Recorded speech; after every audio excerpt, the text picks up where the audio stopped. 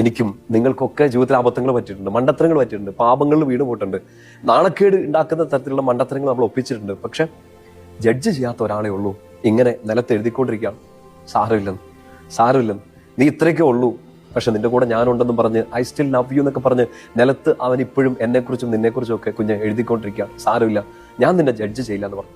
ലോകം മുഴുവൻ നമ്മളെ വിധിച്ചാലും, നമ്മൾക്കെതിരെ കല്ലെറിയാൻ വേണ്ടി നിന്നാലും, ഇനി കല്ലെറിഞ്ഞില്ലെങ്കിൽ പോലും നമ്മുടെ അടുത്തുനിന്ന് മാറി നിന്നാലും അവിടെ തന്നെ നിന്ന് ഞാൻ നിന്നെ വിധിക്കത്തില്ല, വോണ്ട് ജഡ്ജ് യു, ഞാൻ നിന്നെ സ്നേഹിക്കുന്നുണ്ടെന്ന് പറഞ്ഞ് നിൽക്കാൻ പ്രിയപ്പെട്ട ഈശോയുടെ കുഞ്ഞെ, നിനക്ക് ഈശോ മാത്രമേ ഉള്ളൂ, ഈശോ ഉണ്ട്, അത് മതി. ലൂക്കാ സുവിശേഷം 7-ാമത്തെ അധ്യായത്തിൽ ഈ കാലൊക്കെ കഴുകുന്നുണ്ട് ഈശോയുടെ അടുത്ത് വന്നിട്ട് പാപിനിയായ സ്ത്രീ ഈശോയോട് പറയുന്നുണ്ട്, അല്ലെങ്കിൽ ചുറ്റും നിൽക്കുന്നവരോടായിട്ട് പറയുന്നുണ്ട്, ഇവളുടെ വലിയ പാപങ്ങൾ, അനേകം പാപങ്ങൾ ക്ഷമിക്കപ്പെട്ടിരിക്കുന്നു, ബിക്കോസ് അവൾ അധികം സ്നേഹിച്ചു, കൂടുതലധികമായിട്ട് സ്നേഹിച്ചു. ഇപ്പൊ നമുക്ക് നമ്മുടെ വീഴ്ചകളിൽ നിന്ന്, നമ്മുടെ കുറവുകളിൽ നിന്ന്, നമ്മുടെ ഒരു കെട്ട കഴിഞ്ഞ കാലത്തിൽ നിന്നൊക്കെ കയറി വരാൻ ആരെന്തും പറയട്ടെ, ജഡ്ജ് ചെയ്യട്ടെ.